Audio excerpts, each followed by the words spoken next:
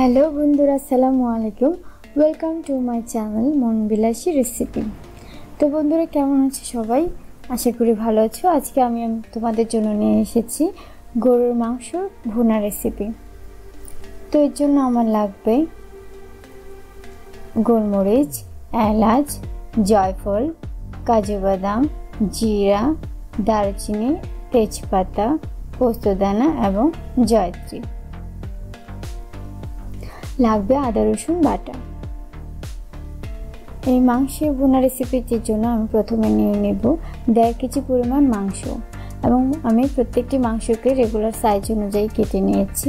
আপনারা চাইলে আপনাদের প্রয়োজন অনুযায়ী বা পছন্দ মতো কেটে নিতে পারেন, ছোট বড়ও করতে পারেন।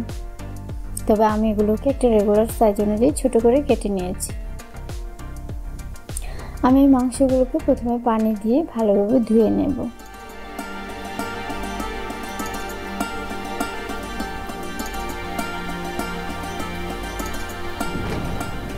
আমি মাংসগুলোকে উল্টে পাল্টে ভালোভাবে ধুয়ে নিচ্ছি পরিষ্কার করার জন্য, এবং মাংসগুলোকে আমি এখন একটা পাত্রে তুলে নেব।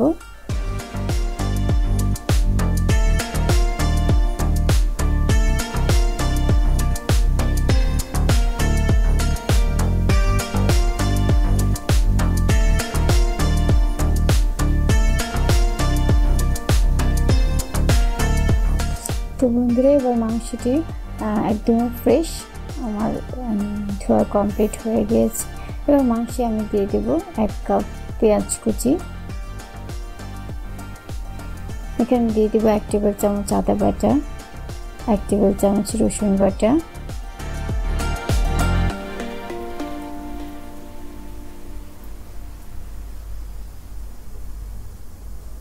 দিয়ে দেব 1 টেবিল চামচ লবণ। লবণটা আপনারা স্বাদ অনুযায়ী নিয়ে নেবেন। দিয়ে দেবো 1 টেবিল চামচ হলুদের গুঁড়ো, দিয়ে দেবো 2 টেবিল চামচ মরিচের গুঁড়ো। মরিচের ঝালটা আপনারা আপনাদের পছন্দ মতো নেবেন, আমি একটু ঝাল খেতে বেশি পছন্দ করি। দিয়ে দেবো 1 টেবিল চামচ ধনিয়ার গুঁড়ো। এখানে দিয়ে দেবো কিছুটা পরিমাণ টেস্টিং সল্ট, যারা পছন্দ না করেন তারা স্কিপ করতে পারেন। এবার দিয়ে দেবো 3টে তেজপাতা, 5-4টে গোলমরিচ, দিয়ে দেব 3-4টে এলাচ,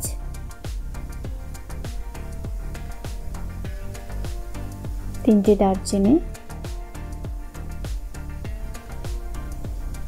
জয়ফল, জয়ত্রী, পোস্তদানা, জিরে, এগুলোকে আমি ব্লেন্ড করে নেব। এবারে দিয়ে দেবো ব্লেন্ড করে রাখা 1 টেবিল চামচ বাকি মশলাগুলো। দিয়ে দিচ্ছি এখানে 1 কাপ পরিমাণ খাবার সয়াবিন তেল।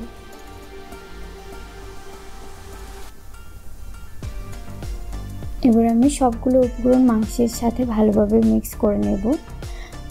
লক্ষ্য রাখতে হবে আমাদের যেন প্রতিটা মাংসের গায়ে উপকরণগুলো ভালোভাবে মিশে যায়। আমরা একটু ভালোভাবে মাংসগুলোকে একটা অপরটার সাথে মিক্স করে নেব। উপকরণগুলো দেওয়ার সাথে সাথে আপনারা লক্ষ্য করবেন একটা ভালো স্মেল চলে আসবে। খুব ভালোভাবে আমি মাংসগুলো উপকরণগুলোর সাথে মিক্স করে নিচ্ছি এবং এটাকে আমি 15 থেকে 20 মিনিট রেখে দেবো ম্যারিনেটের জন্য। আপনারা চাইলে ম্যারিনেট করতে পারেন যদি হাতে সময় থাকে, আর যদি হাতে সময় না থাকে আপনারা সাথে সাথেও রান্নাটা করে নিতে পারবেন। তবে আমি প্রেফার করব মাংসটা ম্যারিনেট করে রাখার জন্য, এতে ভালো একটা স্মেল আসবে, ফ্লেভার আসবে এবং মাংসটা স্বাদ আরও বহুগুণ বেড়ে যাবে। এবার আমি ম্যারিনেট করার মাংসটাকে চুলায় বসিয়ে মাংসটা কষিয়ে নেব।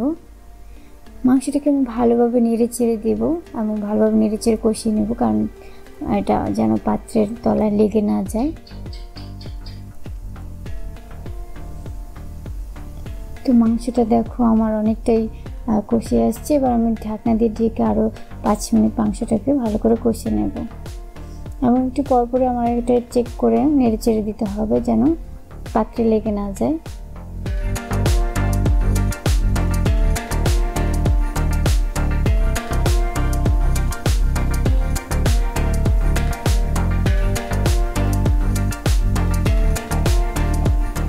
বন্ধুরা, আমার মাংসটা কষা হয়ে গেছে। এবার আমি এটাতে 250 মিলি পানি দিয়ে নিচ্ছি।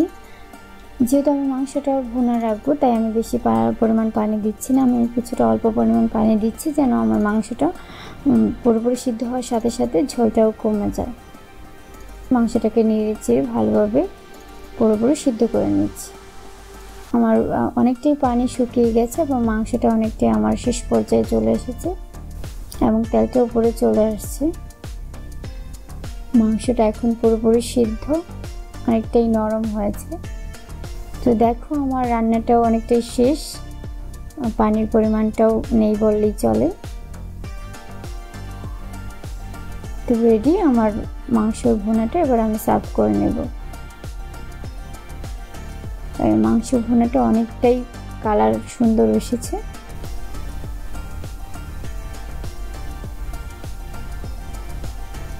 তো মাংসটা এবার আমার পরিবেশনের জন্য ফাইনালি রেডি।